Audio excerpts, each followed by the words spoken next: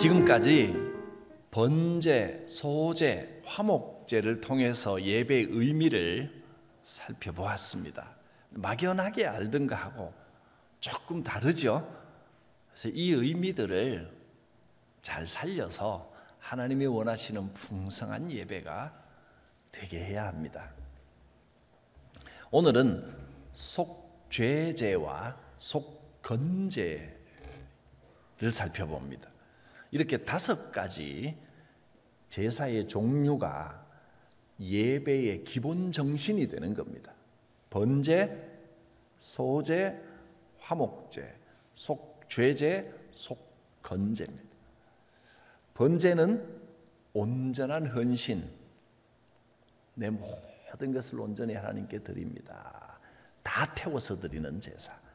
또 소제는 섬김의 제사입니다. 앞장서서 교회 일 하시는 분들을 귀하게 여기고 또 섬기고 마음으로 물질로 후원하고 그렇게. 또 찬양대가 열심히 찬양제 준비할 때 후원헌금 봉투도 예쁘게 여러분 뒤에 새로 만들어 놨습니다. 그거 사용하시면 됩니다. 찬양제 후원합니다 하고 찬양대를 위하여 후원헌금 올려드리는 것, 하나님 기뻐하시는 소제, 섬김의 제사입니다. 각자가 이 역할을 맡아서 수고하고 있는 거 여러분 잘 아시고 서로 후원으로 섬기는, 소제는 후원헌금입니다.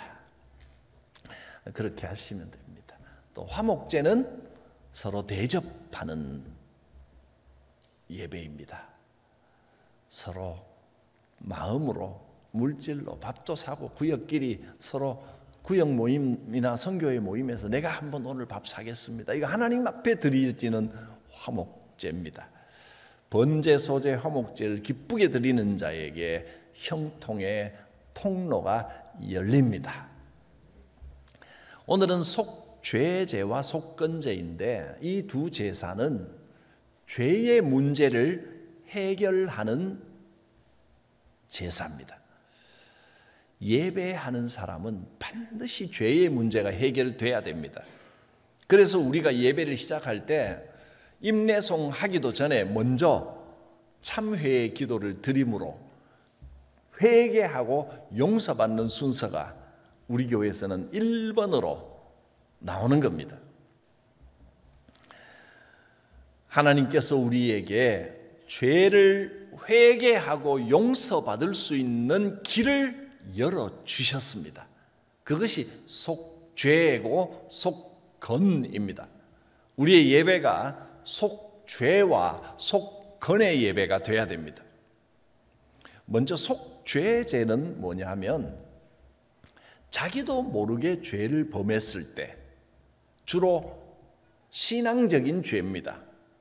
믿음 생활 또 영적인데 나도 모르게 실수를 하거나 또 해야 될 걸 하지 않았거나 하나님께 마땅히 드려야 될 걸 못 드렸거나 예배를 빼먹었거나 그럴 때 속죄, 해결의 길을 열어주신 겁니다.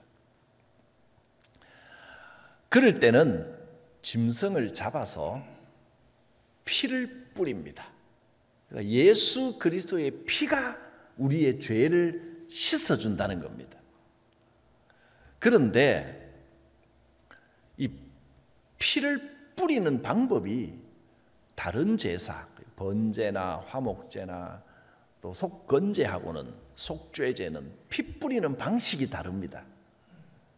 속건제는 뭐냐면 하나님 앞에 어떤 신앙적인 죄를 저지른 게 아니고 다른 누군가에게 피해를 입히는 잘못을 했을 때 속건제를 드립니다. 그러니까 물질적으로 손해를 입혔거나 그게 고의든 실수든 간에 또 다른 사람에게 상처를 심하게 줬거나 말이나 행동으로 어떤 피해를 입혔을 때는 속건제를 드려야 됩니다. 사람에게 뿐만 아니라 하나님께도 하나님의 물건, 만지면 안 될 것을 만져버렸거나 또는 하나님의 물건, 교회 재산에 손해를 입혔거나 그럴 때 속건제를 드립니다. 먼저 속죄제를 먼저 살펴보겠습니다. 속죄제의 가장 큰 특징은 피를 뿌리는 방식입니다. 다른 제사들은요, 주로 고기가 중심입니다. 번제는 어떻게 했어요? 오물, 똥오줌만 빼고 나머지 고기를 통째로 다 태웠죠. 가죽은 벗겨내고 가죽하고 오물만 빼고 나머지는 고기는 통째로 다 태워서 하나님께 올려드리는 게 번제였고, 그럼 피가 나올 거 아닙니까? 피는 따로 양푼에다가 받습니다. 피는 먹으면 안 되니까. 피는 따로 양푼에 받아서 어떻게 하냐면 제단 벽에다가 부어버립니다. 불로 태우는 게 아니고 제단 벽에다가 부어버립니다. 그러니까 이것은 딴 데 어디 쓰는 게 아니고 남은 거니까 완전히 부어버립니다. 화목제, 속건제 다 마찬가지입니다. 제단 벽에다가 고기는 이 화목제 같은 경우는 이제 내장만 태우죠. 고기는 나누어 먹죠. 그 피는 제단 벽에다가 부어버립니다. 제단 앞에 처리를 하는 겁니다. 그런데 속죄제만은 그렇게 하지 않습니다.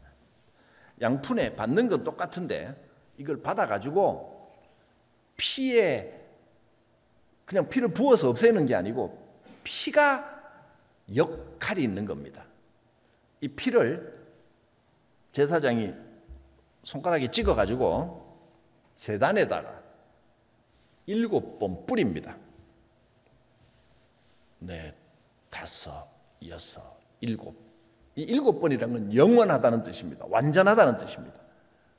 속죄의 과정이 있는 겁니다. 그리고 그걸로 끝나는 게 아니고 이 피를 찍어서 제단이 이게 사각형으로 되어 있겠죠. 번제단도 그렇고 그 안에 있는 그 성소 안에 있는 제단도 그렇고 사각형으로 되어 있는데 거기 뿔에다가 끝에 내 모서리에 피를 찍어서 바릅니다.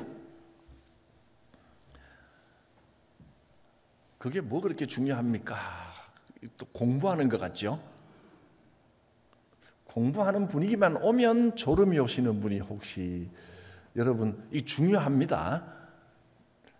왜냐하면 다른 제사에서는 피를 그냥 제단 벽에 부어서 처리를 해버리는데 여기는 피를 바르고 뿌립니다. 부어버리는 게 아니고 뿌리고 바른다는 것은 세심하게 피를 골고루 묻히는 겁니다. 그리고 내 뿔에 바르는 겁니다. 속죄를 할 때는 나의 잘못이 무엇인가를 성찰하면서 하나하나 자신을 세심하게 돌아봐야 한다, 그런 뜻입니다.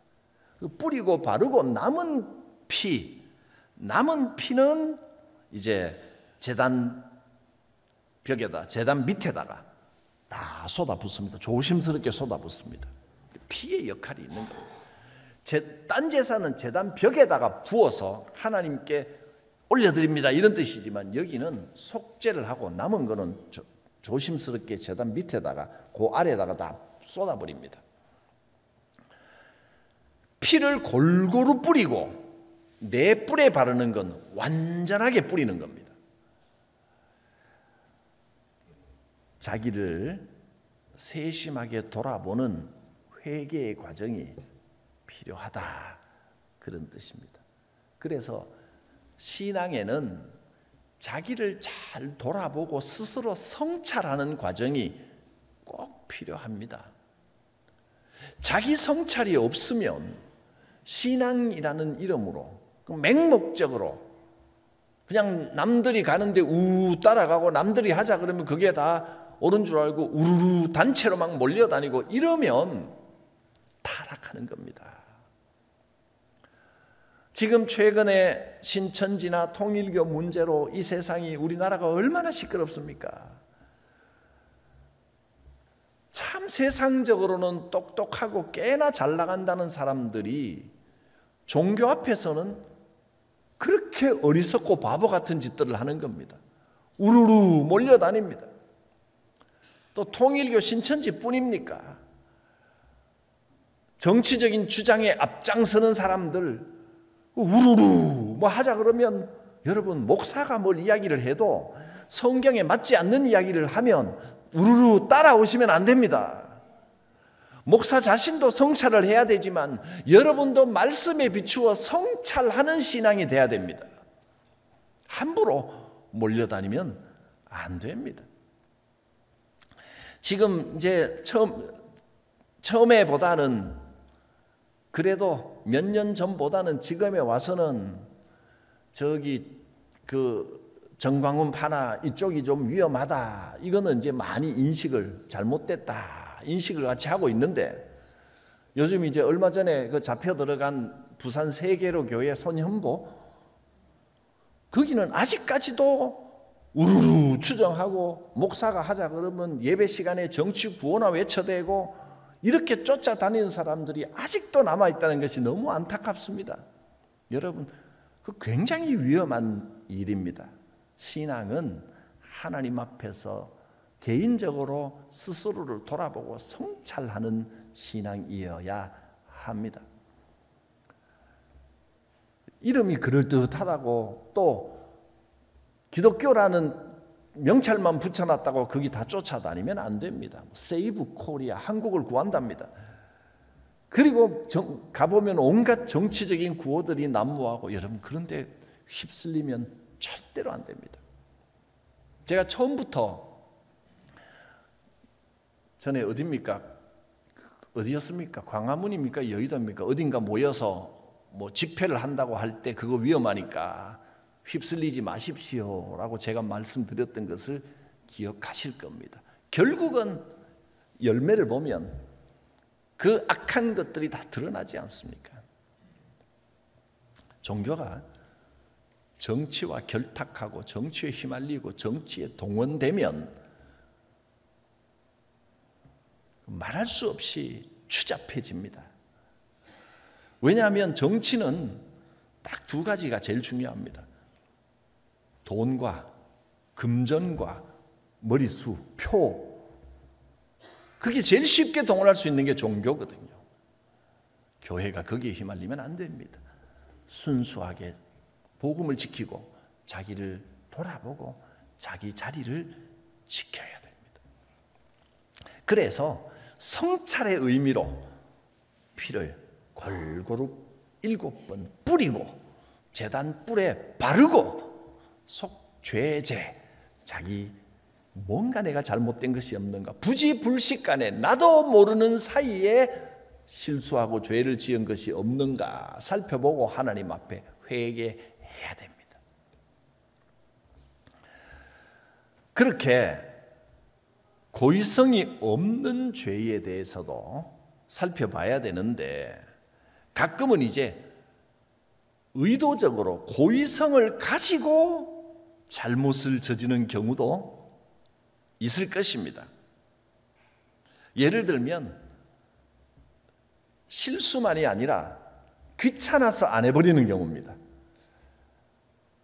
내가 예배에 가야 될 텐데 오늘은 귀찮아. 정말 가기 싫어. 그러면 한 번 빠진다고 뭐 큰일 있겠나. 몸도 아픈데 핑계대고 의도적으로 빠졌는데 자기 마음에 되게 걸리는 겁니다. 그러면 어떻게 해야 될까요? 하나님 앞에 해결을 해야 됩니다. 고의성이 있는 경우에 규정이 있습니다. 고의성이 있는 경우는요, 반드시 이 당시에 그랬다는 겁니다. 고의성이 없는 경우는 속죄 제물을 드리면 되는데 고의성이 있었을 때는 사람들의 모임에서 죄를 인정하고 자백해야 됩니다. 그 모임이 어떤 모임이든 꼭 안식일에 모든 성도가 회막에 모였을 때만은 그때만 해야 되는 건 아닙니다. 구역 모임에서라도 선교의 모임에서라도 자기의 고의적인 실수 또는 죄를 고백하시기를 바랍니다. 그것도 간증입니다. 내가 이렇게 좀 잘못했는데 마음이 되게 찔려서 하나님 앞에 예배하니까 시원해지더라. 그렇게 자기의 죄를 인정하고 자백하는 과정이 반드시 있어야 됩니다. 그래서 고의적인 죄는 자백이 없이는 속죄 제물을 아무리 드려도 그 효력이 발생하지 않습니다. 자백이 중요합니다. 또 하나 속죄제의 특징, 첫 번째는 핏부림, 자백이었습니다. 굉장히 큰 특징은요, 속죄제만은 신분과 계급에 따라 제물이 다릅니다. 제사장이 죄를 지었을 때는 똑같은 제물을 드리는 게 아니라 반드시 숫송아지를 드려야 됩니다. 제일 귀한 거. 제사장은 숫송아지를 드려야 되고, 그러면 일반 백성들이 속죄제를 드릴 때는 송아지가 아니라 양이나 염소를 드리면 됩니다. 다른 차별이 있다는 겁니다. 이 실수했으니 이것도 속죄제를 올려드려야 돼요. 하나님께서 그 속죄 제물을 받으신다는 겁니다. 그러니까 죄라고 해서 다 똑같은 죄가 아닙니다. 또 제사장이 잘못했을 때는 일반 백성이 잘못했을 때하고 드리는 방법도 다릅니다. 제사장이 죄를 지은 속죄는 숫송아지를 잡아서 성소 안에까지 하나님을 만나는 그 깊은 곳에 들어가서 피를 뿌립니다. 분향단에다가 뿌리고. 그러나 일반 백성들이 죄를 지으실 때는 성소 안에 들어가는 게 아니고 그 바깥에 회막에 고기를 태우는 번제단이 있죠. 거기서 피 뿌리고 묻힙니다. 이 말이 무슨 말이냐 하면, 여러분, 제사장이 누굽니까? 목사만 제사장입니까? 오늘날은 다 제사장입니다. 하나님을 만나는 이들입니다. 그 중에서도 안수받은 중직자들은 내가 제사장이다 생각해야 됩니다. 내가 레위인이고 제사장이다. 특별한 신분과 특별한 사명과 특별한 직분을 받았다 생각해야 됩니다. 안수받은 중직자들의 죄는 일반 백성들의 죄와는 차원이 다릅니다. 그래서 더 큰 속죄 제물을 드려야 되고, 중직자들이 죄를 지으면요, 바깥들만이 아니라 성소, 하나님의 거룩한 곳, 깊은 곳까지 그 죄의 열매가, 죄의 결과가 미치기 때문에 성소 안에까지 들어가서 피를 뿌려야 됩니다. 그게 달랐단 말이에요. 중직을 맡은 사람은 그 책임감을 더 크게 가져야 합니다. 신분에 따라 다릅니다. 이렇게 이제 제사장은 숫송아지, 일반 평민은 염소나 양 이렇게 정해 놓았는데, 그런데 백성들 중에는 너무 가난해서 드리고 싶어도 양 한 마리도 없는 사람이 있을 수 있습니다. 그런 사람은 속죄 제물을, 이 속죄는 예외가 없습니다. 정 없다면, 이게 양이나 염소가 기본인데 정 가진 게 너무 없어서 죄의 문제를 해결할 수 없다? 그건 곤란합니다. 죄는 누구든지 해결해야 됩니다. 그래서 염소를 도저히 조달할 수 없는 사람은 비둘기 2마리를 잡아서 드리면 됩니다. 그것도 할 수 없는 사람, 비둘기 1마리도 잡을 수 없고 건강하지 못해서 산비둘기도 잡을 힘도 없는 사람은 어떻게 합니까? 그러면 집에서 먹던 양식을 가지고 와서 속죄 제물로 바쳐도 됩니다. 자, 여러분, 비둘기가 정말 어려운 사람들은 비둘기를 바치면 되는데, 집비둘기 또는 산비둘기. 근데 비둘기를 바치면 안 되는 제사가 하나 있었죠? 기억나십니까? 지난주에 말씀을 들었습니다. 번제도 비둘기를 드려도 됩니다. 정 없는 사람은 그냥 먹던 밀가루를 갖고 드려도 다른 사람 번제할 때 같이 드리면 번제를 드린 걸로 받아주십니다. 그러니까 번제는, 헌신의 제사는, 하나님 앞에 헌신하는 것은 누구나 다 해야 된다는 겁니다. 하나님 앞에 속죄하는 것은, 죄를 속하는 것은 예외 없습니다. 누구나 다 해야 됩니다. 아무리 가난해도, 정 가난하면 뭘로라도 해야 된다는 겁니다. 한 사람도 번제와 속죄제는 빠지면 안 됩니다. 근데 화목제는 비둘기 금지입니다. 왜냐하면 나눠 먹는 제사이기 때문에. 화목제는 내가 너무 없는 사람이 무리하게 화목제 하겠다고 대접하는 것은 금지입니다. 안 됩니다. 여유 있는 사람이, 되는 사람이 하면 됩니다. 화목제는. 속건제는요, 조금 이따 설명할 거니까. 속건제는 어떤 제사냐 하면 관계의 문제를 해결하는 제사입니다. 남에게 피해를 입혔을 때, 재산에 손해를 나게 만들었을 때 속건제를 드립니다. 속건제의 핵심은 하나님께 드리는 게 핵심이 아니고, 하나님께는 피해 입혀서 잘못했습니다 하는 속죄의 의미로 제사를 드리는 건데, 속건제의 핵심은 뭐냐면 재산을 손에 입혔으면 그것부터 갚고 와서 제사를 드리는 겁니다. 그게 속건제입니다. 관계 문제를 해결하고 와야 됩니다. 손해를 입혔으면 손해를 입힌 걸 환산해서 원금에다가 20%를 더해서 넉넉하게 갚아줘야 됩니다. 그대로 갚아주는 게 아니고요.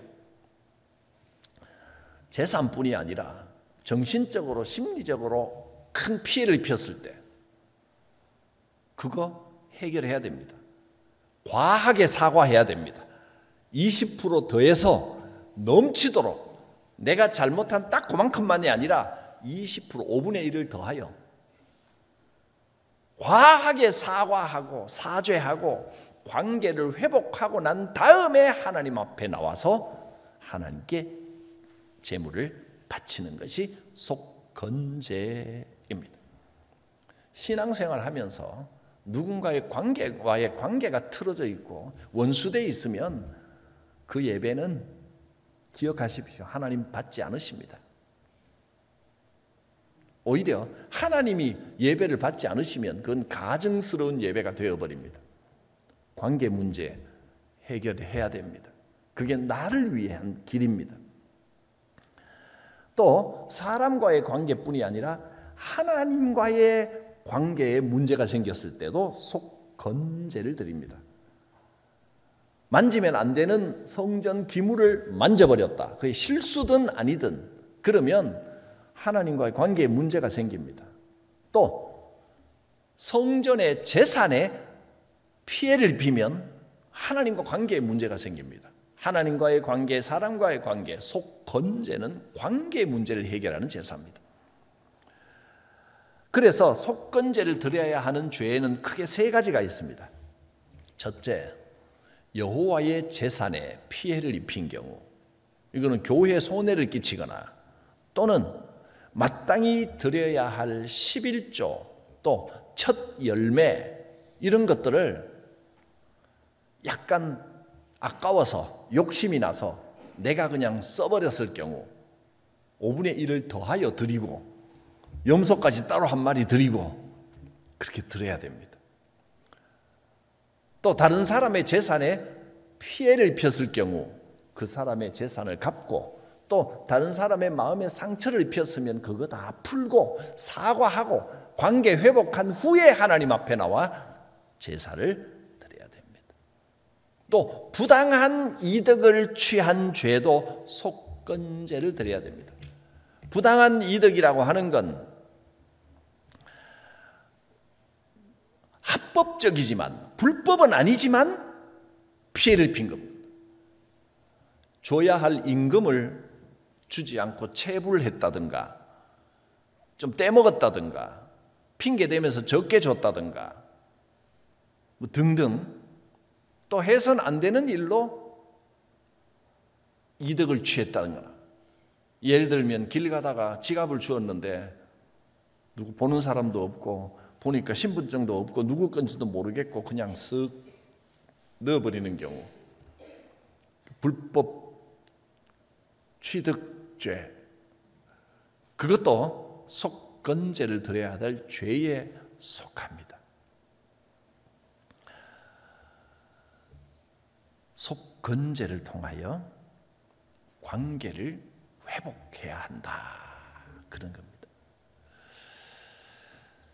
그런데 이 속건제는 비교적 이제 좀 일상생활 속에 가벼운 잘못으로 관계에 문제가 생겼을 때 반드시 해결하라라는 하나님의 뜻입니다. 그런데 이 정도 말고 만일에 도둑질을 했다거나 사기를 쳐서 심각한 피해를 입혔다거나 상해를 입혔다거나 뭐 살인을 했다거나 이런 죄는 속건제에 해당하지 않습니다. 그건 관계를 넘어서는 죄악이기 때문입니다. 그래서 출애굽기에는 속건에 해당하는 죄 말고 배상법이 따로 있습니다. 절도, 사기, 의도적인 죄악, 중대 범죄에 대해서는 속건제가 아니라 배상법입니다. 배상법에 따르면 5분의 1이 아니고 도둑질했다가 절도죄가 걸리면 몇 배로 갚아줘야 되느냐 하면 4배 내지 5배를 갚아야 됩니다. 갚을 길이 없으면 돌 맞아 죽습니다. 사기를 친 경우도 자기가 사기쳐서 피해 입힌 것에 4배 내지 5배를 갚아줘야 됩니다. 그게 배상법입니다. 그리고 처벌을 받아야 됩니다. 그래서 도둑질이 들통나거나 사기를 치다 걸리는 경우는 속건제가 아니고 배상법으로 처리합니다. 속건제는 공동체 안에서 관계, 약간의 손해를 입혔거나 내가 의도하든 의도하지 않았든 간에 내 뜻은 그게 아니었는데 저 사람에게 상처를 줘서 관계가 좀 어색해졌다. 관계가 좀 안 좋아졌다. 그러면 그거 해결하라는 겁니다. 아까워하지 말고 20% 추가해서 5분의 1을 더하여 과하게 사과하고 과하게 용서를 받으라는 겁니다. 과하게 갚아주라는 겁니다. 그래야 그 문제가 해결이 됩니다.